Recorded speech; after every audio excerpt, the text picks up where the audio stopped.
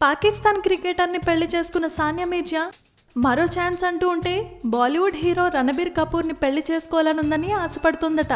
బాలీవుడ్ దర్శక దిగ్గజం కరణ్ జోహార్ నిర్వహిస్తున్న కాఫీ విత్ కరణ్ కార్యక్రమంలో పాల్గొన్న సానియా మీర్జా పైన చెప్పిన వ్యాఖ్యలు చేసి సంచలనం సృష్టించింది.